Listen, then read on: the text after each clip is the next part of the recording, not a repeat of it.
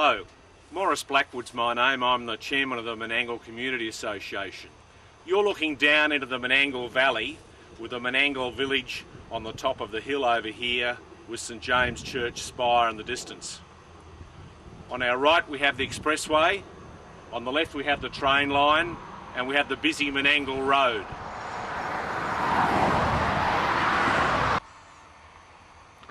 So from the Menangle Church and the village you can see the rotolactor in the foreground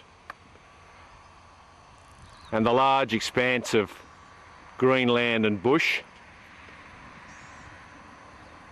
And to the right there's the railway line and the rail bridge. And then of course the 4,000 acres of the Elizabeth MacArthur Agricultural Institute. So the Menangle Valley stretches all the way from Razorback down to the river, across to the Tabcourt Park at Menangle Park, on Menangle Road, just down there where I'm focused now. And as I say, it stretches right across the river, the floodplain, and all across to the freeway.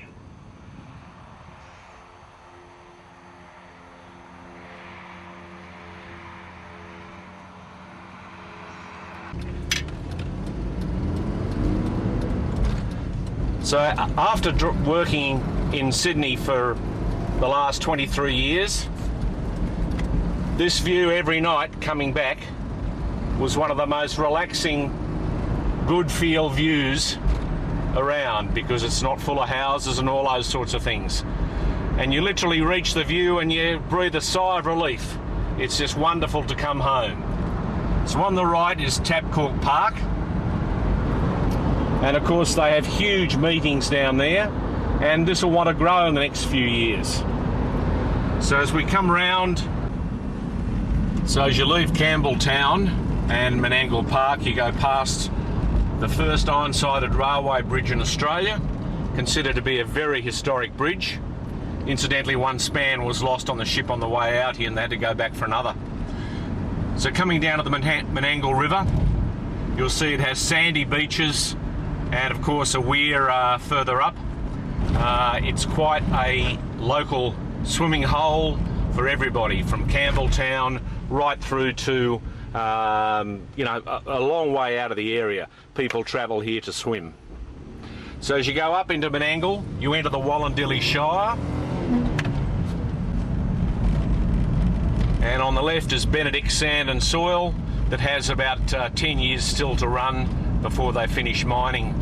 So here we enter the village of Menangle, and you can see on the left you've got the iron-sided railway bridge through to the silage pit, this large field, and the rotolactor.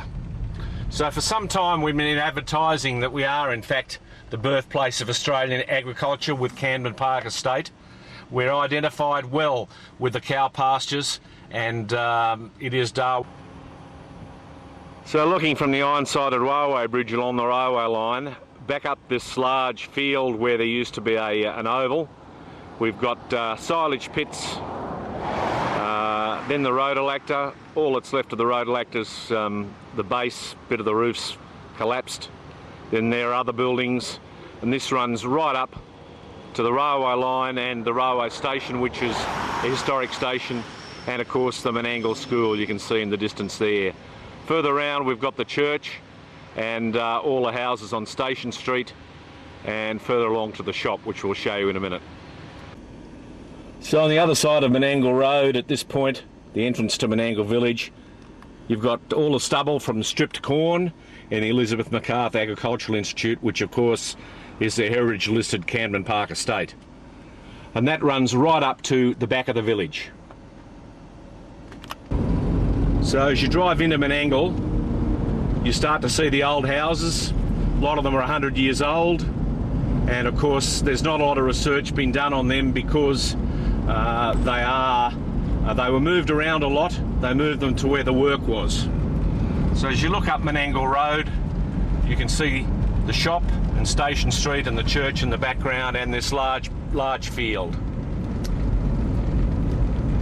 So we're going to continue up Menangle Road, past the shop, and past some more of these older cottages. You know, some of them are quite remarkable, built on the very edge of the roadway. So here we are on the top of the hill next to St James Church, looking to the northeast. You can see the railway line and the Rhodelactor in the distance there. And as you come round past Station Street and of course the school behind these bushes, you look up at the church, which is quite an imposing sight. And people may not be aware, but it doesn't have a cross on the roof. It actually has a weather vane, which is a MacArthur influence. So looking to the south from the church, from the top of the hill, you look out towards Gilbulla and towards Douglas Park and Spaniards Hill. And Spaniards Hill, of course, comes round into Razorback. And as we look more to the west, you're looking at Mount Taurus and further round towards the Elizabeth MacArthur Agricultural Institute. So continuing round from Mount Taurus, this is the property Mount Taurus, towards the EMAI and Woodbridge Road and back towards Menangle. So coming back towards the shop are these older cottages and St Patrick's Church. St Patrick's Church always has the most magnificent roses. So as we come to the shop, the back of the shop you can see there is the bakery, and we'll go into the bakery later and have a look.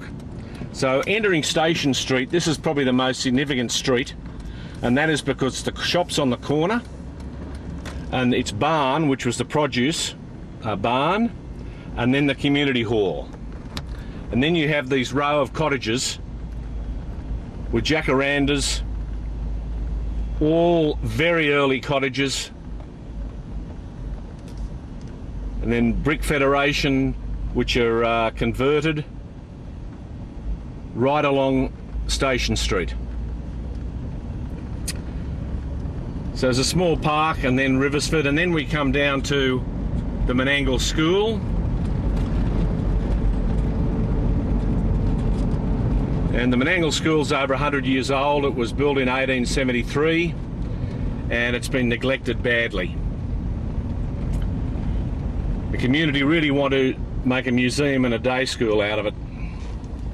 So as you swing around, we come down towards the railway station and to the back of the railway and to the back of the Rhodelactor. And as you come down here, you'll see that the original Rhodelactor signage, which became Dairy Farmers, is still in place. And